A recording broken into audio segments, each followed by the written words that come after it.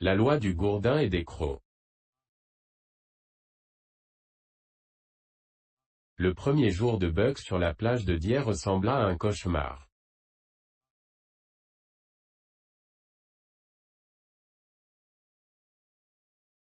Chaque heure fut remplie d'émotions fortes et de surprises.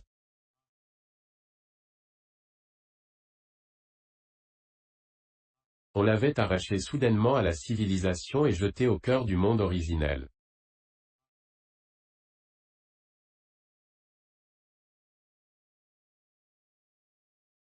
Ce n'était plus la vie oisive et ensoleillée, où l'on n'avait rien d'autre à faire qu'à paresser et à s'ennuyer.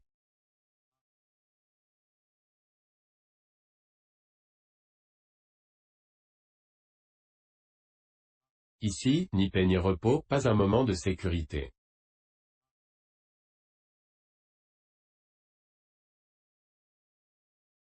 Tout était confusion et action, et à chaque instant le corps et la vie étaient en péril.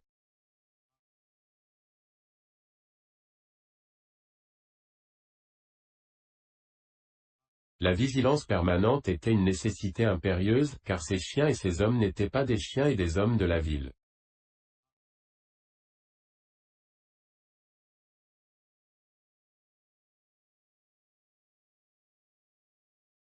Ils étaient tous des sauvages, et ne connaissaient d'autre loi que celle du gourdin et des crocs.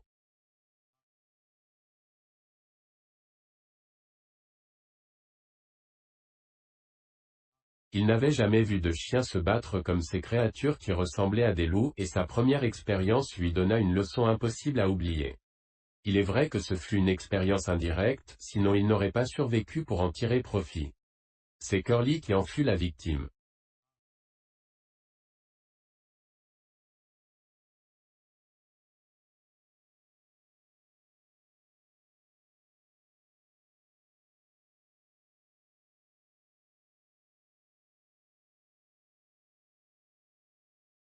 Il campait près du magasin de bois, lorsque, fidèle à sa manière amicale, elle fit des avances à un husky qui avait la taille d'un loup adulte, mais n'était pas moitié aussi grand qu'elle.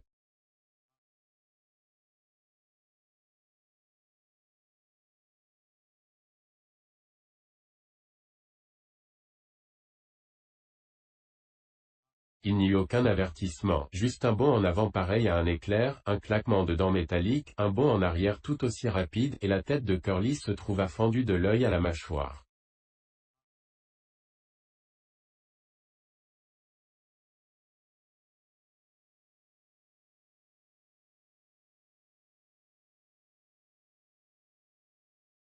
C'était la façon de combattre propre au loup, frapper et se retirer d'un bond, mais cela n'en resta pas là.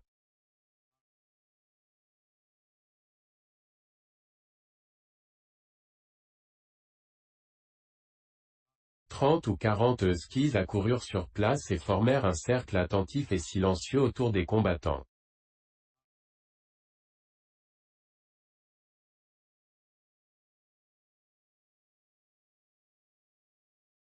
Buck ne comprenait pas cette détermination muette, ni leur empressement à se lécher les babines.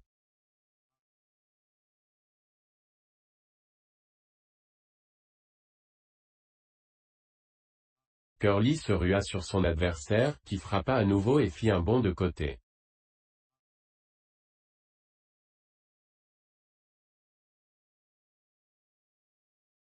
Il amortit l'assaut suivant avec la poitrine, d'une manière spéciale qui la fit culbuter.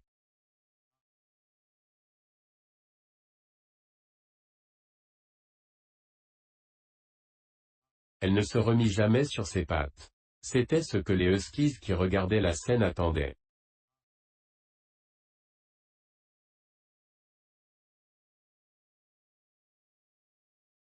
Ils refermèrent leur cercle sur elle, avec des grondements et des jappements féroces, et elle se trouva ensevelie, hurlant d'angoisse, sous la masse grouillante et hérissée de leur corps.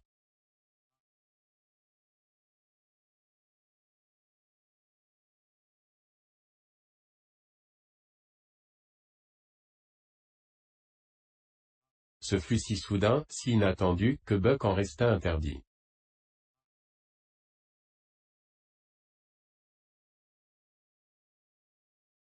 Il aperçut Spitz qui tirait sa langue écarlate, avec cette manière qu'il avait de rire, et il vit François bondir en faisant tournoyer une hache au milieu de ses chiens en pagaille.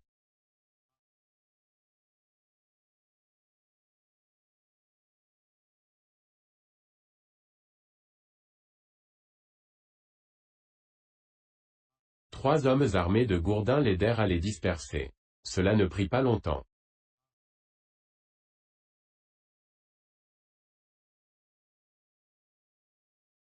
2 minutes après la chute de Curly, ses derniers assaillants furent chassés à coups de gourdin.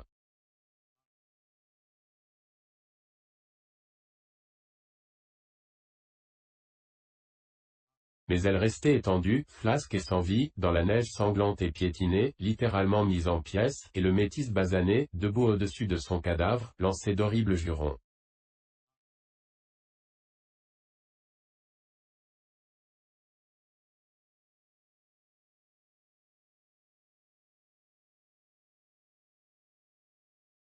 Cette scène revint souvent troubler le sommeil de Buck.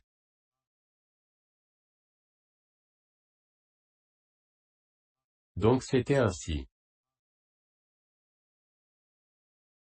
Pas de fair-play. Une fois qu'on se trouvait à terre, c'en était fini.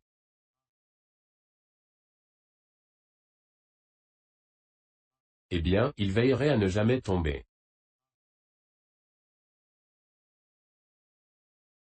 Spitz tira à nouveau sa langue pour ricaner, et à compter de cet instant Buck conçut pour lui une haine acharnée et mortelle.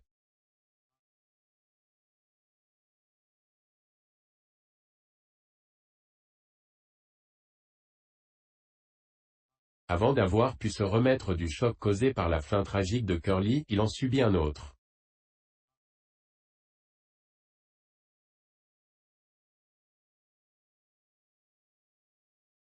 François lui attacha sur le dos un ensemble de courroies et de boucles.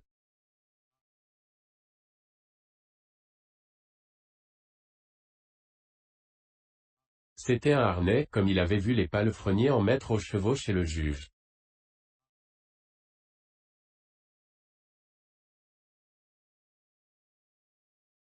Et on l'envoya au travail comme il avait vu les chevaux travailler, il devait tirer François sur un traîneau jusqu'à la forêt qui bordait la vallée, et revenir avec un chargement de bois pour le feu.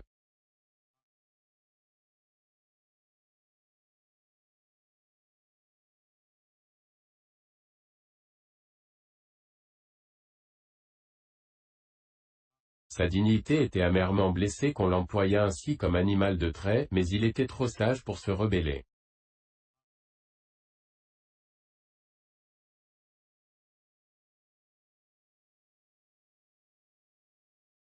Il s'attela à la tâche, plein de bonne volonté, et fit de son mieux, quoique tout lui parût nouveau et étrange.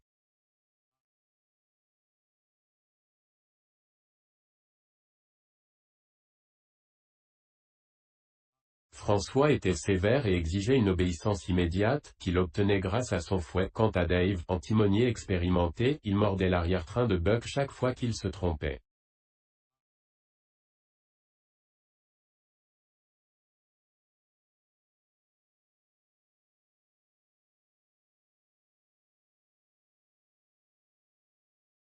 Spitz était le chien de tête, lui aussi plein d'expérience, et comme il ne pouvait s'en prendre à Buck, il grognait de temps en temps de sévères reproches, ou pesait habilement sur les traits pour le tirer dans la direction qu'il fallait.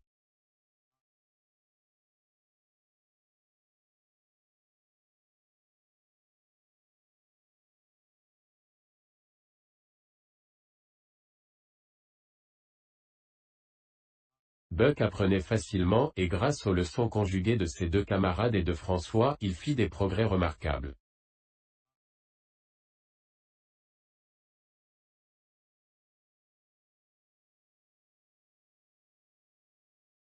Avant leur retour au camp, il en savait assez pour s'arrêter quand on lui criait haut, pour avancer quand on lançait U, pour virer large dans les courbes et s'écarter du timonier quand le chariot en pleine charge descendait la pente sur leurs talons.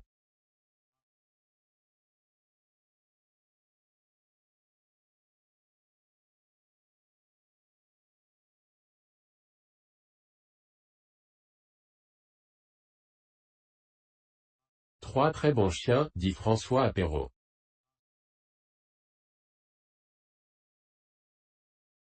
C''Buck, il tire comme un diable.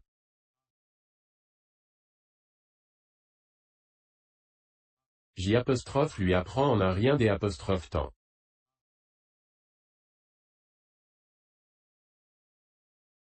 L'après-midi, Perrault, qui était pressé de se trouver sur la piste avec ses dépêches, revint avec 2 chiens supplémentaires.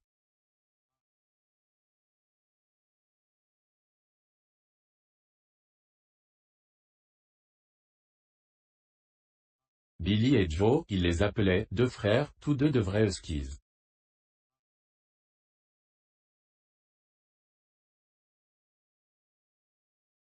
Quoique fils de la même mère, ils étaient aussi différents que le jour et la nuit.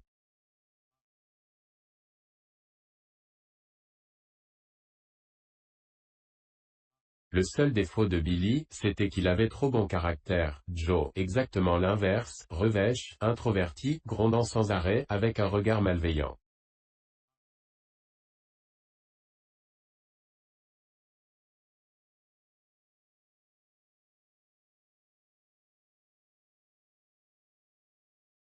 Buck les accueillit comme des camarades, Dave les ignora, et Spitz se mit à donner une bonne correction à l'un puis à l'autre.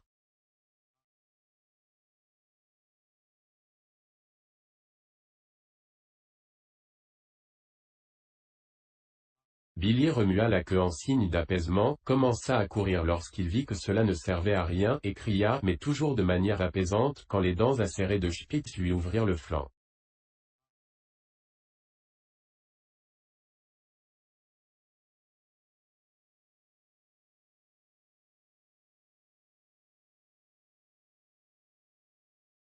Quant à Joe, Spitz avait beau lui tourner autour de toutes les manières possibles, il pivotait sur ses talons pour l'affronter, la crinière hérissée, les oreilles pointant vers l'arrière, ses babines tordues laissaient échapper des grondements, ses mâchoires s'entrechoquaient aussi vite qu'il pouvait les faire claquer, et ses yeux brillaient de façon diabolique, il paraissait l'incarnation de la peur agressive.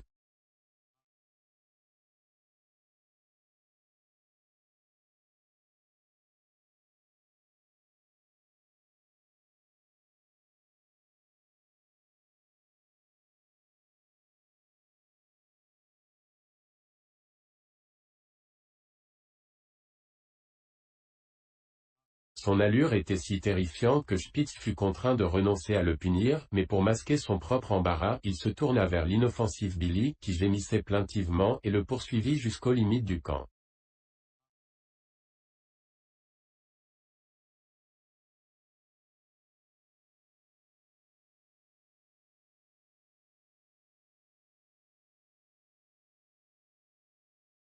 Le soir, Perrault se procura un autre chien, un vieux husky, maigre et décharné, au visage balafré par les combats. Il avait un œil unique dont l'éclat témoignait d'une vaillance qui imposait le respect.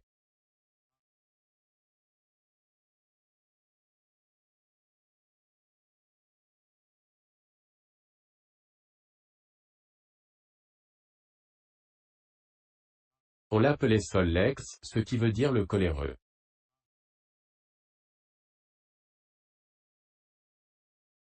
Comme Dave, il ne demandait rien, ne donnait rien, n'attendait rien, et quand il marchait d'un pas lent et ferme au milieu d'eux, même Spitz le laissait seul.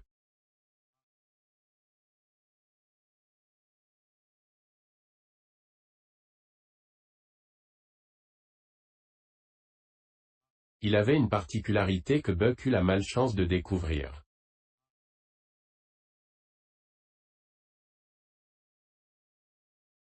Il n'aimait pas se faire aborder sur son côté aveugle.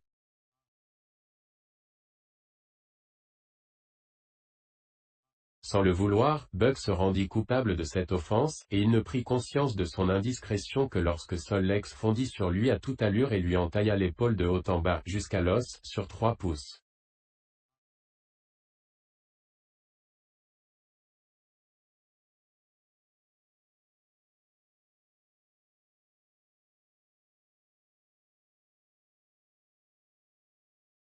Depuis, Buck évita toujours ce côté aveugle, et il n'eut plus d'ennui avec lui jusqu'au terme de leur camaraderie.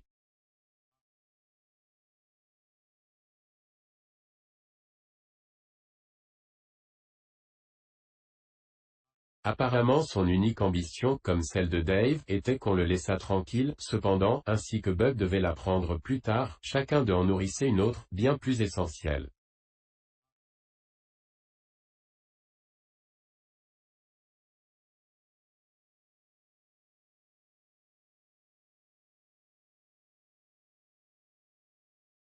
Cette nuit-là, Bug dut faire face au grand problème du sommeil.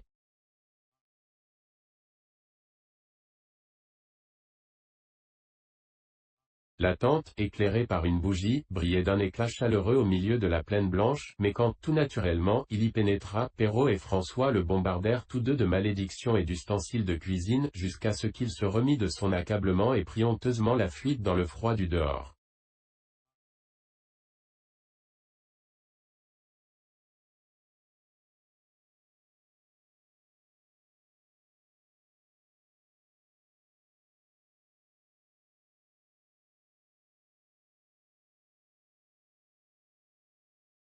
Il soufflait un vent glacé qui le piquait durement et cinglait son épaule blessée de manière particulièrement douloureuse.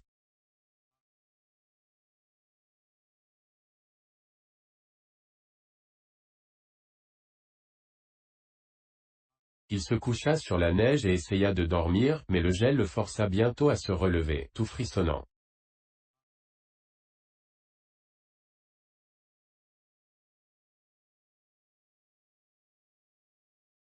Malheureux et inconsolable, il errait sans but parmi les nombreuses tentes, pour découvrir seulement que tous les endroits étaient aussi froids les uns que les autres.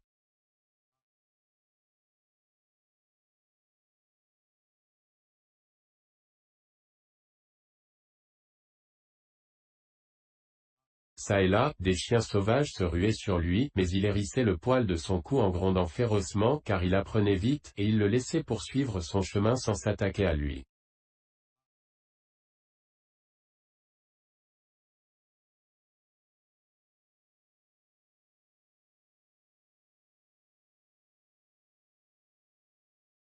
Finalement une idée lui vint. Il allait retourner voir comment ses propres compagnons d'attelage se débrouillaient.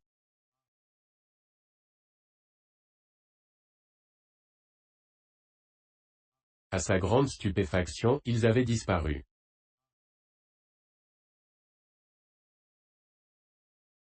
De nouveau il erra à leur recherche dans le grand camp, puis revint encore.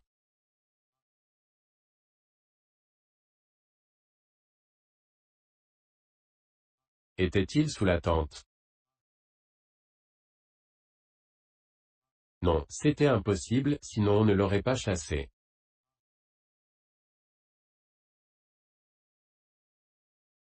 Alors, où pouvait-il se trouver? La queue basse, le corps frissonnant, vraiment au comble du désespoir, il tournait sans but autour de la tente.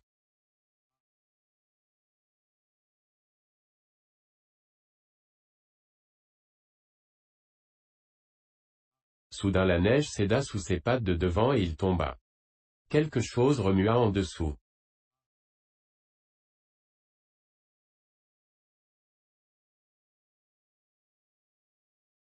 Il fit un bond en arrière, son poil se hérissa et, saisi par la crainte de l'invisible et de l'inconnu, il se mit à gronder.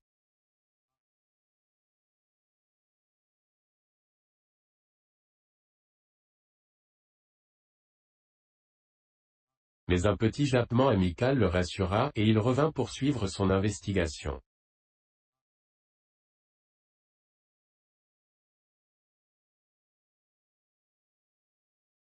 Une bouffée d'air chaud lui monta aux naseaux, et là il aperçut Billy, enroulé douillettement en boule sous la neige.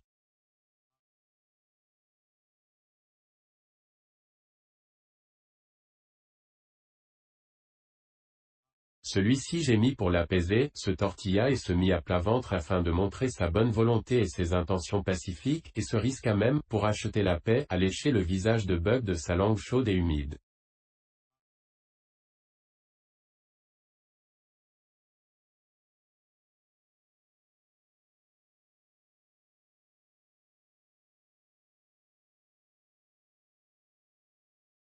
Autre leçon. Donc c'était comme cela qu'il faisait, hein? Avec assurance, Buck choisit un endroit et, au prix de beaucoup de difficultés et d'efforts inutiles, réussit à se creuser un trou.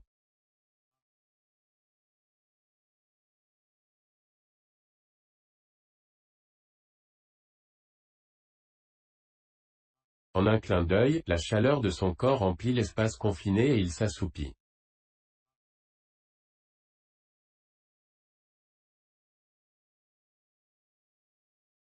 La journée avait été longue et pénible, et il dormit d'un sommeil profond et confortable, tout en grognant, en aboyant et en luttant contre de mauvais rêves.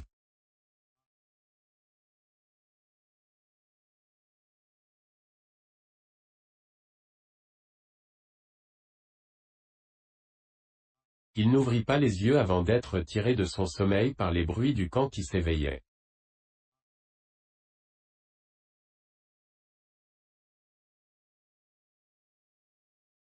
D'abord, il ne reconnut pas où il était. Il avait neigé durant la nuit et il était complètement enseveli.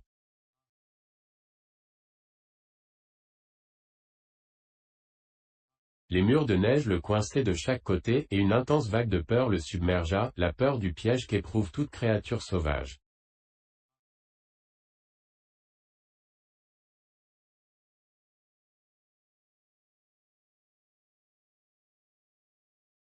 C'était le signe qu'il retrouvait au-delà de sa propre vie, les vies de ses ancêtres, car il était un chien civilisé, trop civilisé, sa propre expérience ne lui avait permis de connaître aucun piège et il ne pouvait donc en avoir peur spontanément.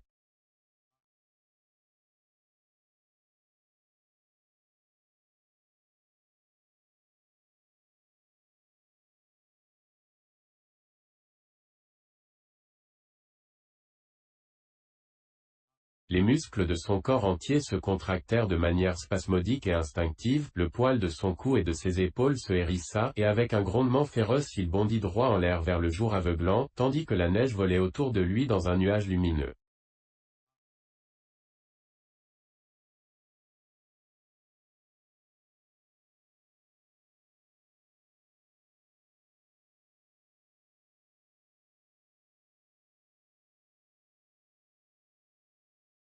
Avant de retomber sur ses pattes, il vit le camp tout blanc qui s'étendait devant lui, reconnut l'endroit où il était et se rappela tout ce qui s'était passé depuis le moment où il était sorti faire un tour avec Manuel jusqu'au trou qu'il s'était creusé la nuit précédente.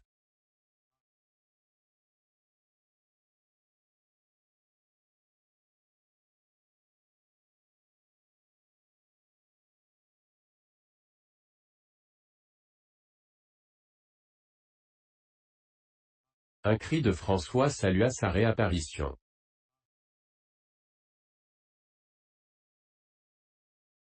Qu'est-ce que J' disait? S'écria le conducteur de traîneau à Perrault.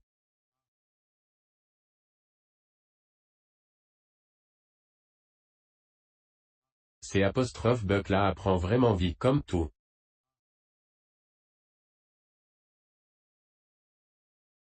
Perrault approuva gravement d'un signe de tête.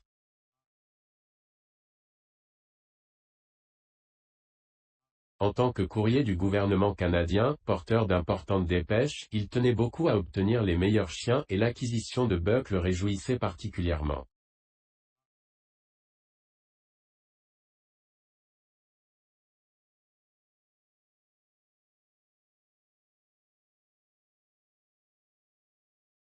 En une heure, 3 huskies supplémentaires s'ajoutèrent à l'équipe, portant le total à 9, et avant qu'un autre quart d'heure se fût écoulé, ils étaient attelés et grimpaient la piste conduisant au canyon de Die.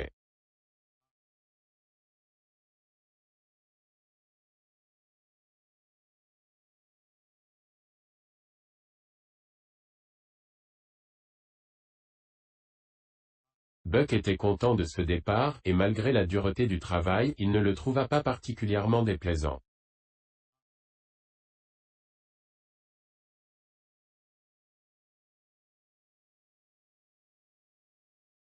Il était surpris par l'enthousiasme qui animait toute l'équipe et qui se communiquait à lui, mais il y avait encore plus étonnant, le changement qui se manifestait chez Dave et Sol Lex, c'étaient de nouveaux chiens, complètement transformés par l'attelage.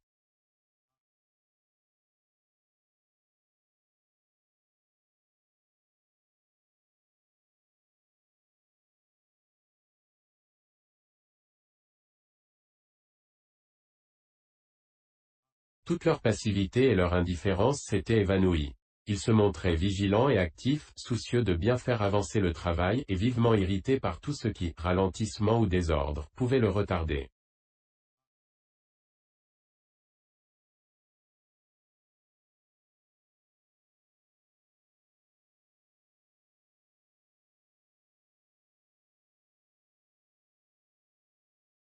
Le dur labeur des traits semblait l'expression suprême de leur existence, le seul but de leur vie et la seule chose qui les réjouit.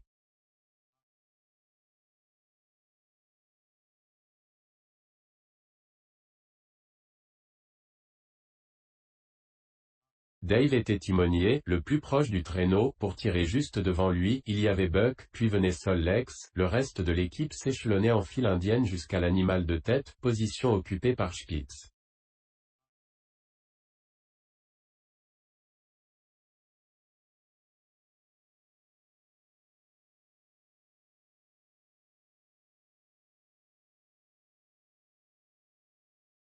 On avait à dessein placé Buck entre Dave et Sol Lex pour lui permettre de s'instruire.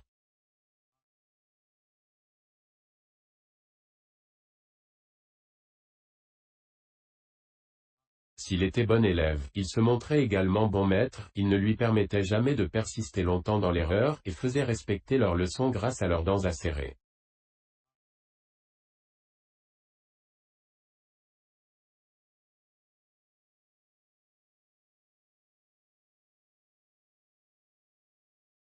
Dave était juste et très sage. Jamais il ne mordait Buck sans raison, mais il ne manquait jamais de le mordre quand le besoin s'en faisait sentir.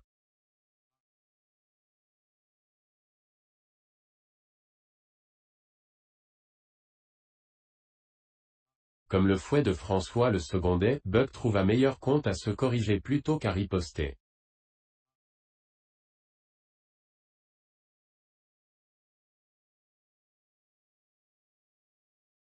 Une fois, pendant une courte halte, il s'embrouilla dans les traits et retarda le départ. Dave et Sol Lex se jetèrent ensemble sur lui et lui administrèrent une bonne correction.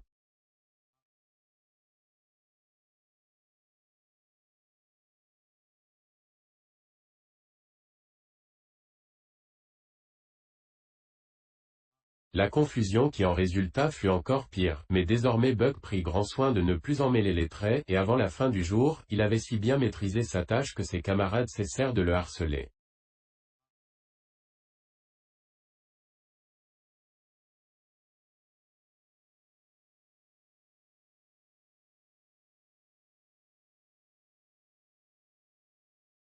Le fouet de François claqua moins fréquemment, et Perrault fit même à Buck l'honneur de lui soulever les pattes pour les examiner avec soin.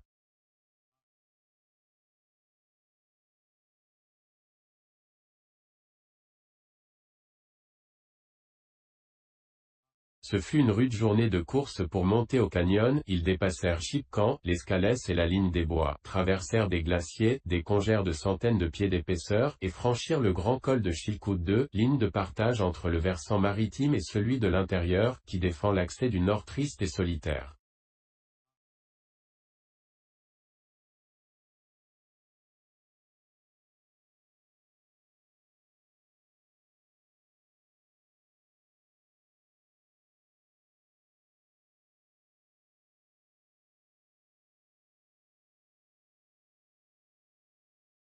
Puis ils descendirent à bonne allure le chapelet des lacs qui emplissent les cratères de volcans éteints, et tard, ce soir-là, ils arrivèrent à l'immense camp situé à l'extrémité du lac Bennett, où des milliers de chercheurs d'or construisaient des bateaux pour se préparer à la fonte des glaces, au printemps.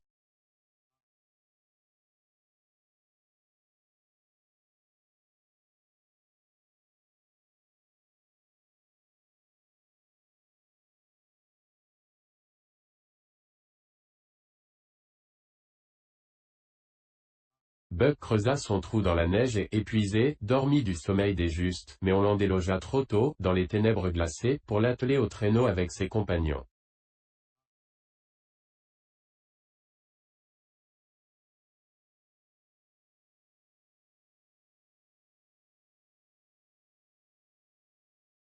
Ce jour-là, ils firent 40 milles, car la piste était bien tassée, mais le lendemain et tous les jours suivants, ils durent se frayer leur propre chemin, trimeur plus dur et perdre plus de temps.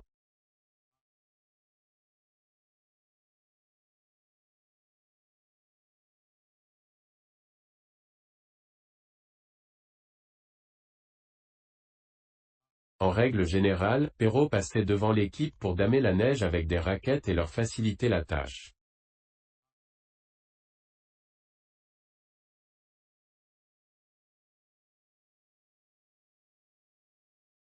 François, qui guidait le traîneau à la barre, échangeait parfois sa place contre la sienne, mais pas souvent.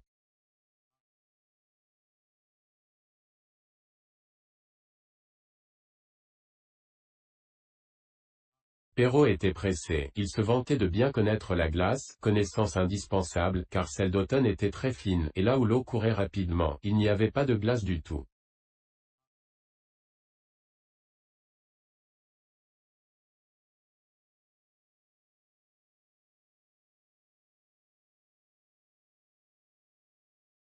Jour après jour, interminablement, Buck peina dans les traits.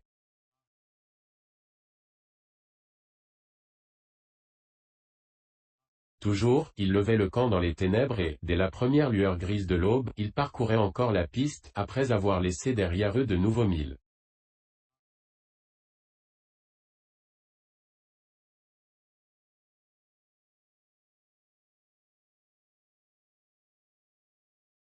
Et toujours ils établissaient le camp une fois la nuit tombée, mangeaient leurs morceaux de poisson et grattaient la neige pour y dormir.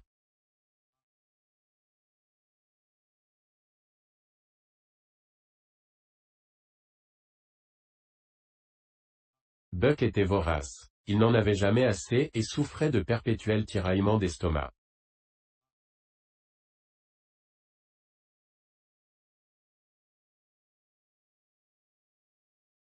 La livre et demie de saumon séché au soleil qui constituait sa ration quotidienne semblait s'engloutir dans un gouffre.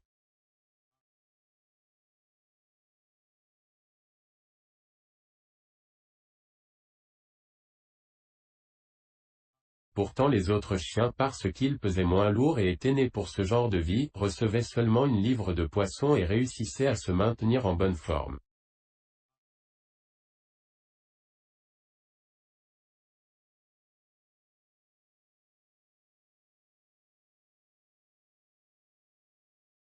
Il perdait rapidement les habitudes de raffinement qui avaient caractérisé son ancienne existence.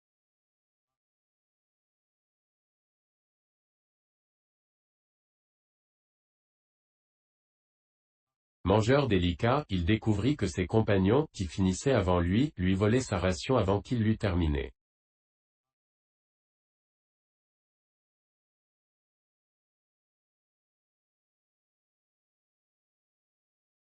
Pas moyen de la défendre. Tandis qu'ils se bagarraient pour en disperser deux ou trois, elle disparaissait dans le gosier des autres.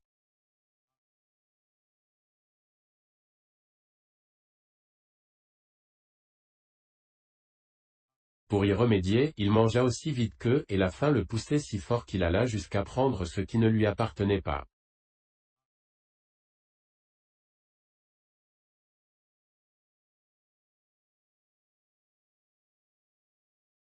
Il observait et apprenait.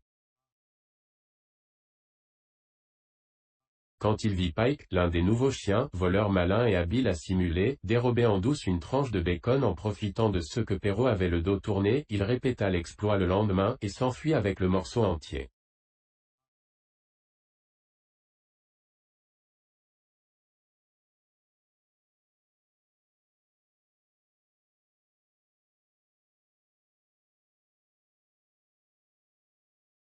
Il s'éleva un grand tumulte, mais on ne le suspecta pas. Dub, un gaffeur maladroit qui se faisait tout le temps attraper, subit à sa place le châtiment du méfait.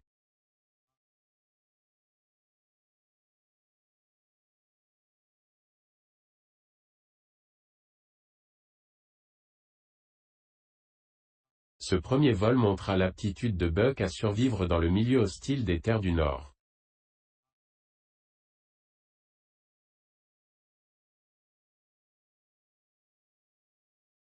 Il prouva une faculté d'adaptation et une capacité à se plier à des situations nouvelles sans lesquelles il aurait connu une mort prompte et terrible.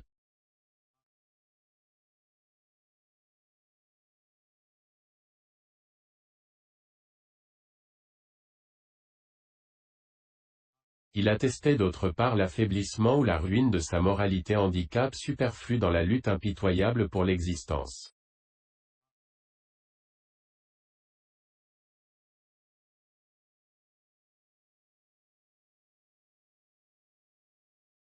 Tout cela, respect de la propriété privée et des sentiments personnels, était assez bon pour les terres du Sud, où régnait la loi de l'amour et de l'amitié, mais dans le Nord, sous la loi du gourdin et des crocs, tous ceux qui tenaient compte de telles bêtises étaient des imbéciles, et dans la mesure où ils les respectaient, couraient à un désastre certain.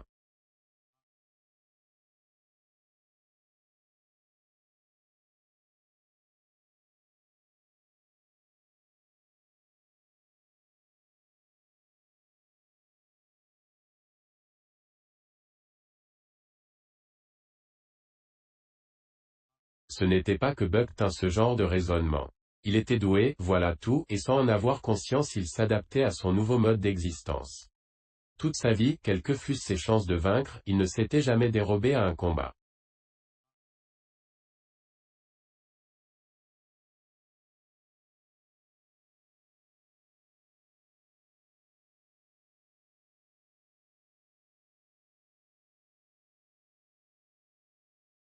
Mais, à force de coups, le gourdin de l'homme au gilet rouge l'avait fait pénétrer dans un monde régi par des lois plus fondamentales et plus primitives.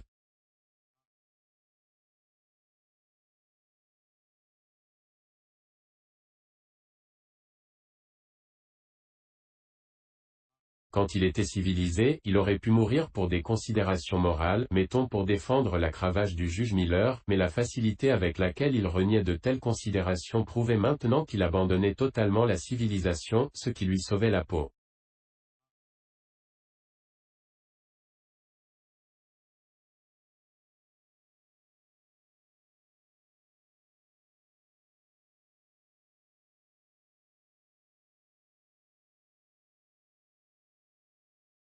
Il ne volait pas pour le plaisir, mais parce que son estomac criait famine.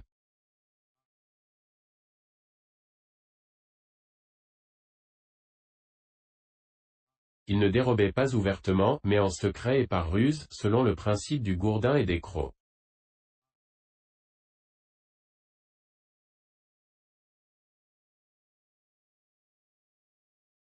Bref, il agissait ainsi parce qu'il était plus facile de le faire que de ne pas le faire.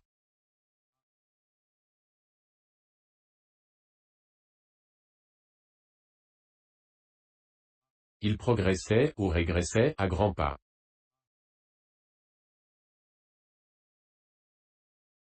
Il acquit des muscles d'acier, une résistance accrue à toutes les agressions du quotidien.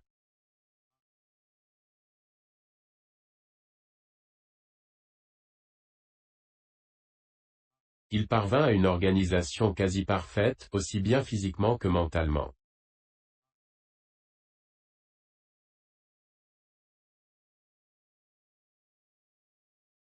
Il pouvait manger n'importe quoi, jusqu'aux aliments les plus répugnants ou les plus indigestes, une fois qu'il les avait avalés, les sucs de son estomac en extrayaient le moindre élément nutritif, et son sang, qui conduisait cet élément jusqu'aux extrémités de son corps, l'utilisait pour bâtir le plus résistant et le plus vigoureux des tissus.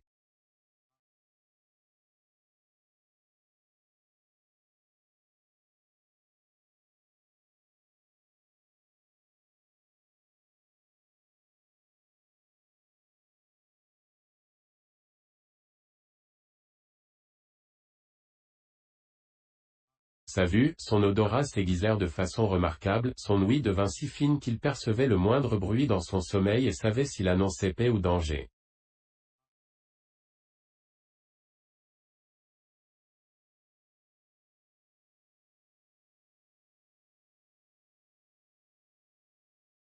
Il apprit à arracher la glace avec ses dents lorsqu'elle s'accumulait entre ses griffes, et quand il avait soif et qu'il y avait une épaisse couche de glace sur le trou d'eau, il se dressait et raidissait ses pattes de devant pour la frapper et la casser.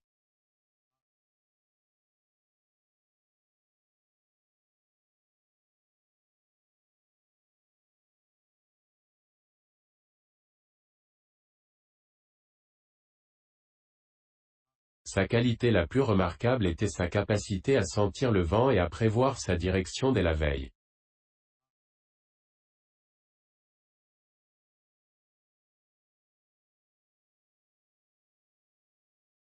Même s'il n'y avait pas un souffle d'air quand il creusait son trou près d'un arbre ou de la rive, la bise qui venait plus tard le trouvait infailliblement sous le vent, dans un abri douillet.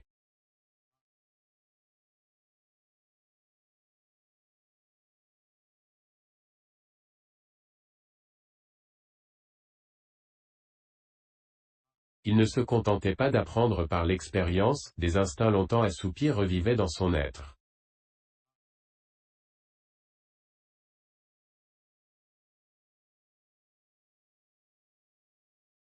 Tandis que les générations domestiquées s'en effaçaient.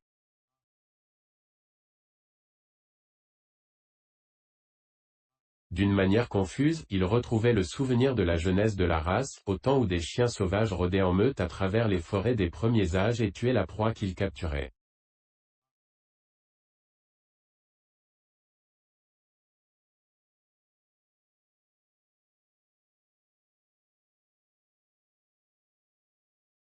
Ce ne fut pas difficile pour lui d'apprendre à se battre à coups d'entaille, de balafres et de morsures rapides comme celle du loup.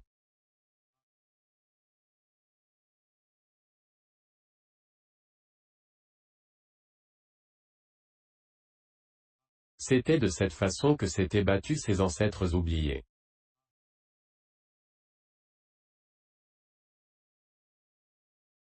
Lorsque, dans le calme des nuits froides, il pointait le museau vers une étoile et hurlait longtemps à la façon d'un loup, c'étaient ses ancêtres, devenus cadavres et poussière, qui pointaient le museau vers l'étoile et hurlaient à travers les siècles jusqu'à lui.